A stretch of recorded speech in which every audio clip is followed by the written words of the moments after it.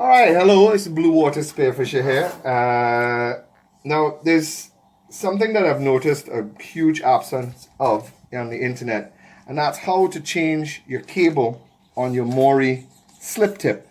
Now, the cable is available separate for when this happens, the pigtail of death, and I'm just going to talk a second about why it happens.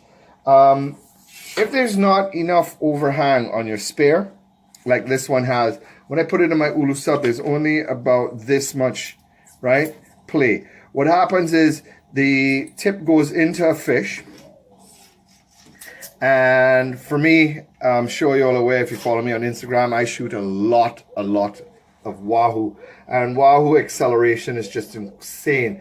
So you shoot a fish, and the spear goes in, wahoo takes off, the slip tip toggles, and then because there isn't enough room here for the cable to slide out, what happens is it goes sideways, and once it goes sideways and that cable pulls sideways like this, what happens is you get a pigtail, right?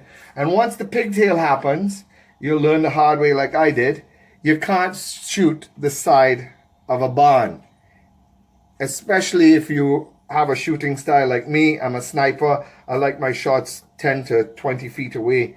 That's why I have big blue water guns, and that's how I like to shoot. So anyway, you can get the replacement cable directly from Mori himself or from Neptonics, which is where I bought this one. It comes like this. It has the ball in it, and it's a bit of a head scratcher on how you get this ball out, but it's actually quite simple. All you need tools-wise is a hammer, some kind of pointy. A screwdriver will do, star point screwdriver will do, but I have this punch here, so I'm going to use it. And preferably a swaging tool for a barrel crimp, which comes with it. I don't have a swaging tool for a barrel crimp, so I actually use double barrel crimpers, which does not do it properly. So what I end up doing is, this is a very heavy barrel crimp. I have softer copper crimps. What are these? These are 2.8 mil. 2.5 actually is the size, and I have double barrel crimps at 2.5. So what I end up doing to make sure that mine doesn't go off, if like me you don't have a proper swaging tool, is I'll put on the barrel first, and then I'll put the double barrel crimp on the end, and I'll collapse the double barrel crimp really tight, and then I'll do the single barrel crimp.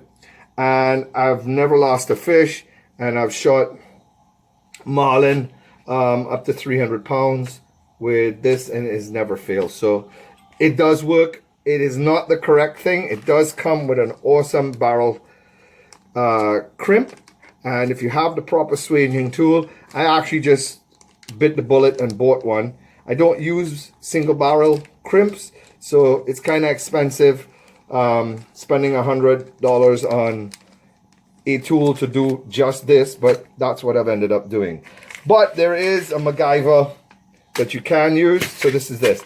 So now I'm going to take you over to the last tool that you need. Again, you don't have to have it, but I have. Now, the last tool you need is a bench vice grip. You don't have to have it. You can use it with pliers or something similar if you have jaws that open up big enough. The bench, what I'm going to use is to just hold this in place, and I'm just going to tap out the ball, right? I'm just going to put the punch here, and I'm just going to tap it with the hammer very gently, and it just pops right out. After I do that, then I'll cut the back end here so I can slide it out. I don't have to take off the slide ring. I don't have to mess with any of that, right? Remove this, and then I'm going to put the other one in. Now the new one, to get it in, you just feed it through that hole, right? I'm going to actually demonstrate in a minute, but I'm just talking you through. You just feed it through, and then you just gently squeeze with the vise, and it just pops in. I know it's crazy, but that's what it takes, all it takes, and it never ever fails. You know, many try, but there is no substitute for more. Take it over to the bench, and I'll show you what we do with all of this stuff here. I'm ready. All right, we're over here at the vise. I like to put cloth in here so it doesn't damage whatever I'm working with the vise when you squeeze. And we're just gonna secure it nice and tight. Don't over tight. You don't want to squeeze so that it damages it. You're gonna put the punch or the screwdriver or whatever, and you're just gonna give it a little tap just like that. And it looks like it needs another one. Yep, that's it. It's done. So as you can see, the ball just pops out, right? Now I'm gonna get a wire clipper, and I'm just gonna cut off the back end by the slide ring. Bam. Slide it out. Okay, now we're gonna go back. Well, actually, no, we don't have to. I can do this right here. I'm just gonna go off camera for a second and get the new one, and I'll show you how we put it in. Right, so back with the new one.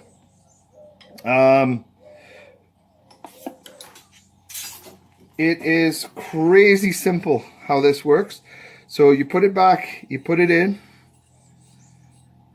the ball goes in here, right? You just simply put the slightest of pressure on it, and pop, pops in. That's it. Now you put, obviously, the tail end back through the slide ring. And now I'm going to show you how to crimp this off. Again, I'm not going to use the barrel crimp that it came with because it's really heavy duty stuff and you do need a proper crimper for it, and I don't have it. So I have my copper barrel sleeve here. Again, this is a 2.8, but 2.5 is ideal. I have a double barrel crimp that is a 2.5, so I put it here. And that's about it. So I'm just going to collapse the end here. Remember, this is a MacGyver and not the correct way. Right? And I just keep collapsing my barrel crimp. It's nice and snug. I don't want any, this is not fishing, guys, so I don't want any overhang, and this is not going to cut 900-pound cable. And now I'm just going to do this one. Remember, this is not ideal, but does do the job.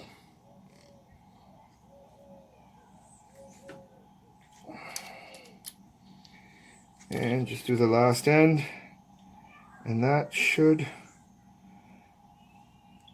work. All right, now that has never failed me.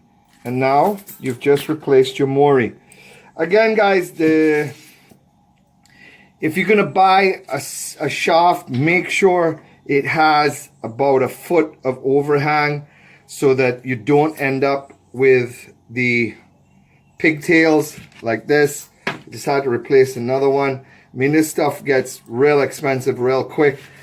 The replacement cables are not cheap, and until I figure out a way to do this, get this bowl off of here and onto another piece of cable, I have to keep buying them.